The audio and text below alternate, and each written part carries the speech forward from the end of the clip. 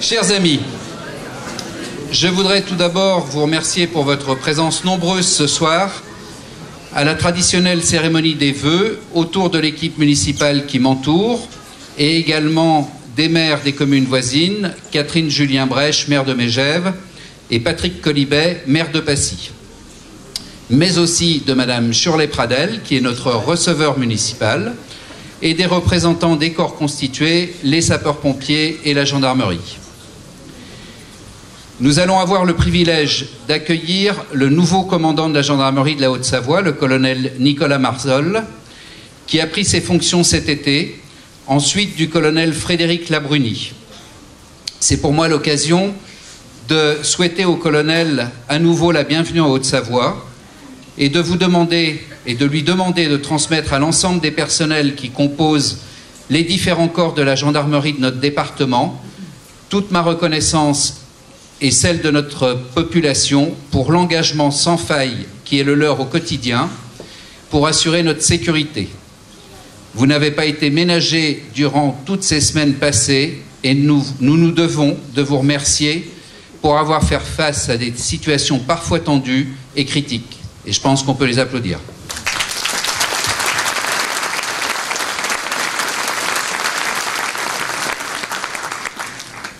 La fin de l'année 2018 aura donné de la France l'image d'une nation déchirée, d'un pays où certains n'ont pas hésité à user de la violence pour se faire entendre. De ce chaos, il nous faut en tirer les leçons en sachant toutefois faire la différence entre les professionnels de la violence, de la casse, de l'intimidation, de l'appropriation des biens publics et privés, qui, quels que soient les lieux et les causes, ne savent faire qu'une chose: casser, briser et les séparer de celles et ceux qui ont une vie dont le conducteur est ou a été la précarité, les fins de mois difficiles. Si personne ne peut et ne doit cautionner les actes et les postures des premiers, que notre justice se doit de sanctionner avec fermeté, nous devons tous être attentifs et réceptifs aux situations que notre modèle social, notre société, notre classe dominante ont créées depuis des décennies. Je dis bien depuis des décennies, car si aujourd'hui on assiste à ces expressions de détresse, elles ne viennent pas d'être créées. Elles ne sont que la conséquence de l'inconséquence des politiques nationales qui ont été menées jusqu'alors. Cette crise, c'est avant tout celle des institutions, d'un système créé par tous nos responsables nationaux qui ont décidé d'une organisation technocratique, éloignée chaque jour un peu plus des Français. Ils nous ont ainsi imposé par leurs décisions inconséquentes les régions, dans lesquelles personne ne se reconnaît, les communautés de communes ou d'agglomérations inutiles, génératrices de dépenses supplémentaires et dans lesquelles les petites communes subissent le joug des plus grandes. Chaque jour un peu plus, ils ont voulu éloigner les Français de leurs élus, de leur lieu de vie. Ils ont ignoré leurs problèmes du quotidien comme celui de la pollution et de la santé des habitants, ou comme la fermeture des services publics.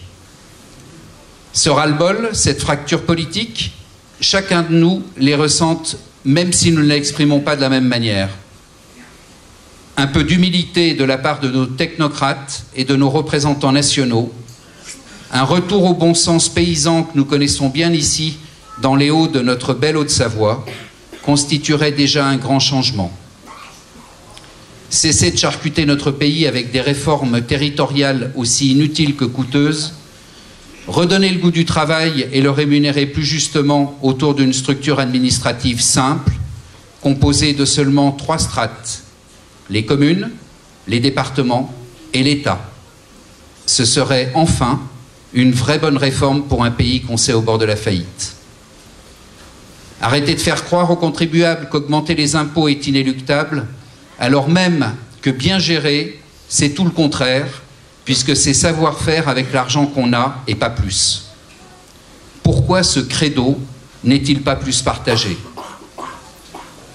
À Saint-Gervais, vos élus n'ont pas attendu la crise de fin 2018 pour prendre en compte les préoccupations des habitants et leurs contraintes budgétaires.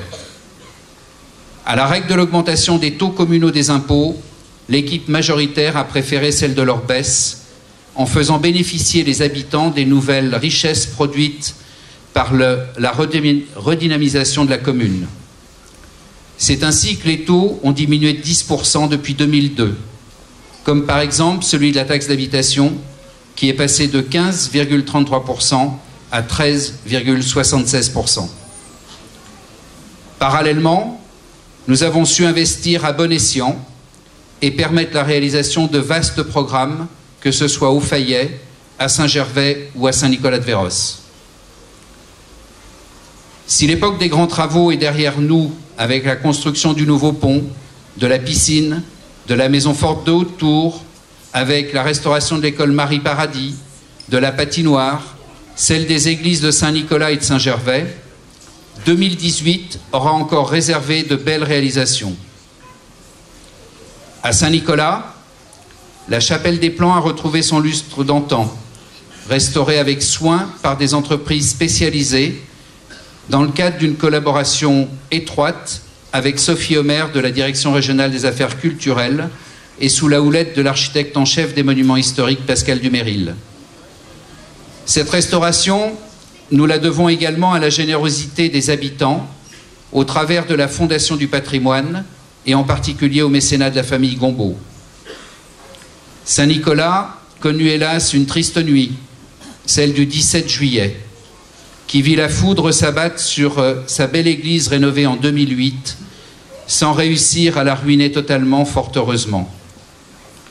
Grâce à Dieu, les dégâts furent limités au dépôt d'une suie poisseuse sur tous les murs et sur toutes les œuvres, nécessitant d'en nettoyer l'ensemble après en avoir à nouveau échafaudé totalement l'intérieur. Les opérations d'expertise qui se sont déroulées depuis ont été très compliquées et même si elles ont aujourd'hui abouti à une juste indemnisation contractuelle de ce sinistre, elles auront allongé le délai de fermeture de 5 mois supplémentaires et privé les Saint-Nicolatins de leur église. Espérons que les entreprises auront à cœur de rattraper une partie de ce temps perdu et ainsi voir ce chantier s'achever le plus tôt possible, sachant que ce sont plus de 6 mois qu'il nous faut maintenant pour les réaliser. À Saint-Gervais, la réhabilitation de la MJC offrira aux pratiquants de ces nombreuses activités et au personnel qui y travaille des locaux totalement rénovés, qui incluent sa rénovation énergétique. Malheureusement, les travaux qui devaient s'achever fin novembre traînent un peu en longueur et auront probablement un trimestre de retard. Le pont du Diable, grâce au conseil départemental de la Haute-Savoie, a subi un lifting complet. Il est maintenant pourvu de trottoirs aux normes PMR. Son éclairage, clin d'œil à celui du nouveau pont, en fait la nuit une nouvelle belle œuvre d'art. Au Fayet, c'est le jardin public du square Amédée-Guy qui a été entièrement redessiné et dans lequel trône désormais un monument aux morts digne et respectueux de tous ceux qui se sont sacrifiés pour notre pays lors des guerres mondiales. Les plus sportifs auront apprécié la Via Ferrata qui a été réalisée dans les gorges du Bonnan et qui crée un lien supplémentaire entre le bourg du Fayet et celui de Saint-Gervais, enfin pour ceux qui osent. Nos guides nous ont apporté leurs conseils pour cette réalisation et peuvent vous la faire découvrir. Les 3 échappatoires portent les noms de 3 de leurs membres disparus, Maurice Lenoir, Mick Boson et Thierry Broisat. Depuis quelques semaines, cette même compagnie des guides a repris la gestion de la base de saut à l'élastique, activité qui complète son offre, qui comprend également le parc aventure au parc thermal. Les plus jeunes ont découvert dans ce même parc des jeux d'enfants créés spécialement pour eux. Enfin, les amateurs de glisse se sont vus offrir à proximité de la piscine de Saint-Gervais un superbe pom track dont le parrain était Lohan Bozolo, qui est allé aux Jeux olympiques d'hiver, qui voisine avec les 2 nouveaux tennis qui ont été réalisés. Un parking de 55 places est venu désengorger ce secteur et offrir aux habitants de ce hameau un peu plus de quiétude. Ces travaux ont bénéficié de l'aide financière du Conseil départemental au titre du plan tourisme et du Conseil régional au titre du plan thermal. La sécurisation de la route des Contamines s'est achevée par la création prévue d'un trottoir pour rejoindre l'école de Bionnet. Du côté de nos domaines skiables et de nos alpages, 2018 aura encore vu s'écrire de belles pages. Dès cet hiver, la nouvelle retenue de Joux, qui multiplie par près de 3 notre capacité de stockage en eau, est entrée en activité. Elle profitera également dès cet été aux promeneurs et aux vététistes et elle accueillera prochainement un bâtiment d'alpage entièrement rénové où fromages de vache et de chèvre y seront fabriqués. Grâce aux aides des politiques agricoles du département et de la région. Notre regretté Titi Tua doit être fier de ce projet.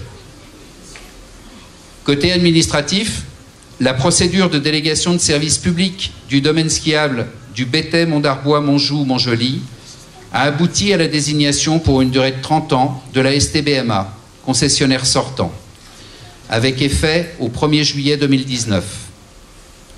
Avoir décidé près d'un an avant l'échéance permettra aux skieurs de goûter dès le prochain hiver à une nouvelle installation, celle d'un rutilant télésiège débrayable 6 places au Châtery à Saint-Nicolas, en lieu et place de l'ancestral 2 places actuelles.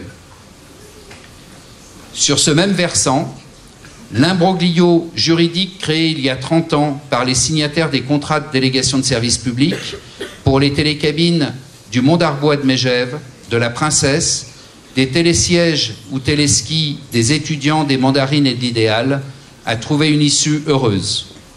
C'est ainsi qu'il y a quelques semaines, un avenant a été signé avec la Société des remontées mécaniques de Megève, assurant aux usagers une continuité du service public après le 15 mars 2019 et permettant de faire coïncider les dates de fin de contrat des gares amont et aval fixées à la fin de la saison d'hiver 2023. Une recette supplémentaire importante bénéficiera à notre commune. Sur le versant du Prarion, le conseil départemental n'ayant pas pu retenir la seule offre pour l'exploitation du TMB, une nouvelle procédure a été engagée et la période transitoire d'exploitation a été confiée à partir du 1er janvier 2019 pour 17 mois à l'exploitant actuel, la Compagnie du Mont-Blanc. Au Fayet, le fleuron du tourisme depuis plus de 2 siècles que sont les thermes, a bénéficié tant pour sa partie médicale que pour celle des bains du Mont-Blanc d'une vraie cure de jouvence, grâce aux investissements du nouvel actionnaire de la société concessionnaire, le groupe L'Oréal. Contrairement à ce qu'on entend parfois, les thermes n'ont pas changé de propriétaire, puisqu'ils sont toujours votre propriété, celle de tous les Saint-Gervolins, Faïran et Saint-Nicolatins, tout comme le sont les sources et la marque de produits cosmétiques. Seul l'actionnariat de l'exploitant, délégataire de la commune, a changé.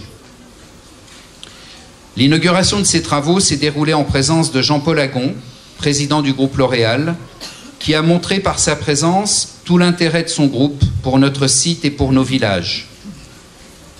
Le lancement de la marque Saint-Gervais-Mont-Blanc dans quelques semaines, tant en France qu'en Chine, va accroître la notoriété de notre commune et de tout le pays du Mont-Blanc et assurer la pérennité de l'activité thermale pour les prochaines décennies au bénéfice des générations futures. 2018 aura permis d'accueillir de nouveaux commerçants et de nouveaux commerces, montrant ainsi l'attractivité de Saint-Gervais, même si la place du petit commerce face à la grande distribution et au commerce sur Internet est fragile. Bienvenue à eux. En 2019, ce sont les nouveaux hôtels de Saint-Gervais et de Saint-Nicolas qui ouvriront leurs portes pour compléter l'offre de lits chauds et accueillir une nouvelle clientèle séduite par le dynamisme de la station et celui de tous ses acteurs économiques. 2019 sera encore une année de dossiers qui occuperont au quotidien les services administratifs de la commune. Certains engageront l'avenir, comme les 2 nouvelles procédures de délégation de services publics, l'une concernant le casino du Fayet, l'autre le refuge du Nid d'Aigle, les contrats existants étant arrivés à leur terme. Nous devrons également trouver un nouveau gardien pour le petit refuge de Plan Glacier. Avis aux amateurs, c'est un très très beau petit refuge et il faut un gardien qui aime bien la solitude. D'accord. Cette nouvelle année verra bien évidemment se poursuivre la dynamique de notre belle commune. Comme ils le font depuis 2 années, les différents services auront à cœur de montrer au quotidien leur savoir-faire et leur réactivité. Qualité que le plus grand nombre salue, même si encore quelques-uns ne sont pas conscients de la chance d'avoir de telles équipes, du travail effectué et de sa qualité. Fleurissement, entretien des espaces verts, balayage des centres-bourgs, balisage des chemins, des itinéraires de raquettes et de VTT, réfection de l'enrobé des routes, des réseaux d'eau et d'assainissement, déneigement, mise en place de barrières de sécurité, entretien des ponts et passerelles, remplacement progressif des appareils d'éclairage public et de l'éclairage des bâtiments par des LED, gestion des équipements sportifs ou encore entretien des nombreux bâtiments communaux, montre bien la diversité des métiers et des tâches qui se conjuguent au quotidien dans une commune comme la nôtre. Vous pouvez applaudir, oui. Merci.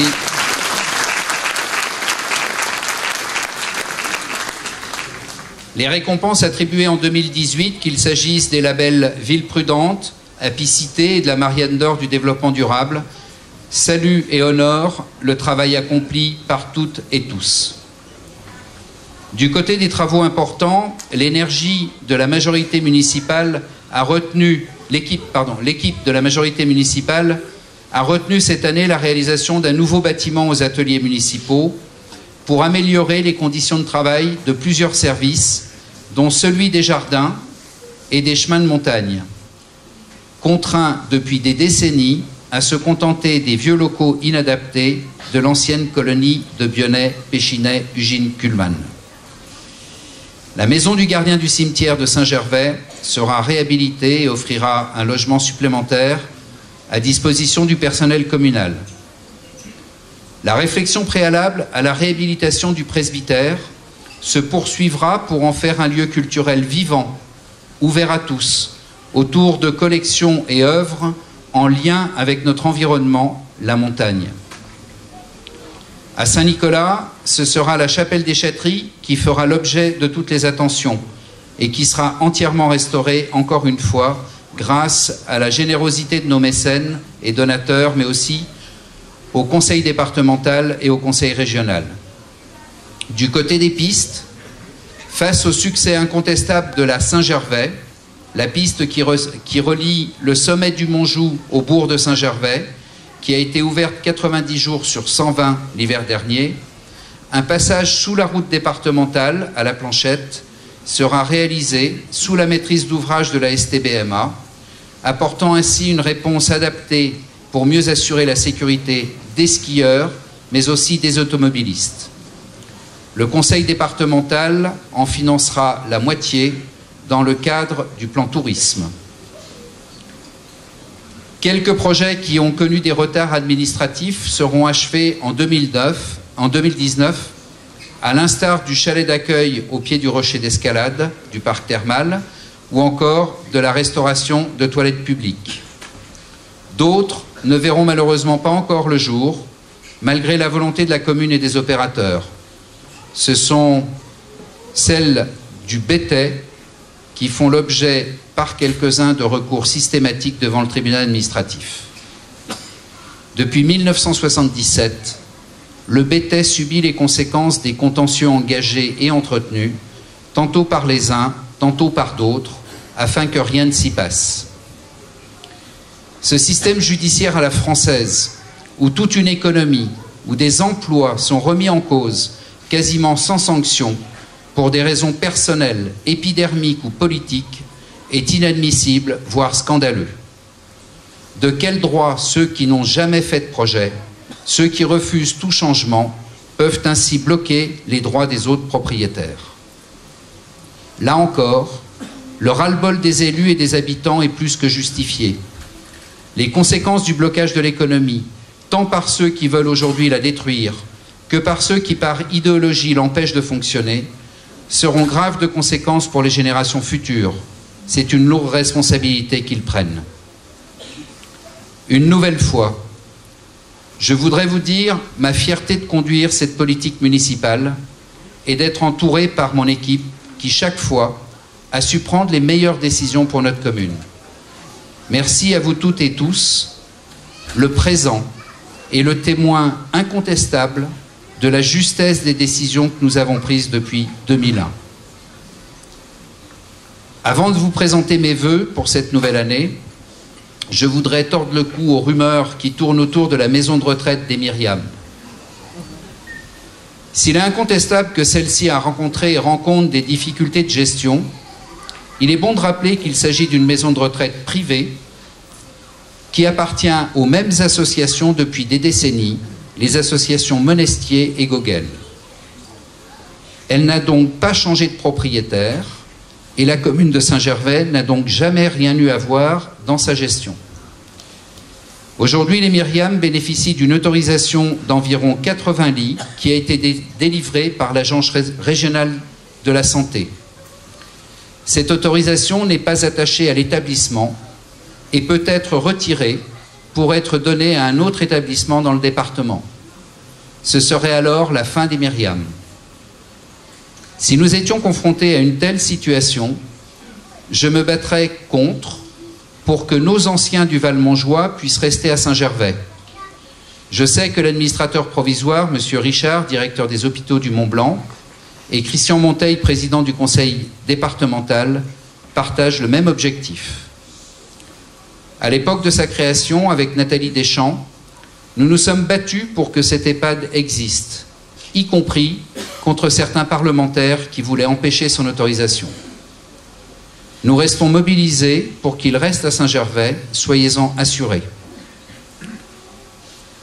Je vous sais et vous vois, non je ne vous vois pas là, mais je vous sais et vous vois, c'était ce que j'avais écrit, assoiffés. Alors sans plus attendre, je conclus en vous présentant mes vœux les plus sincères pour cette nouvelle année, à vous toutes et tous, habitants de notre commune, résidents secondaires, touristes de passage qui êtes venus ce soir. Bonne année 2019.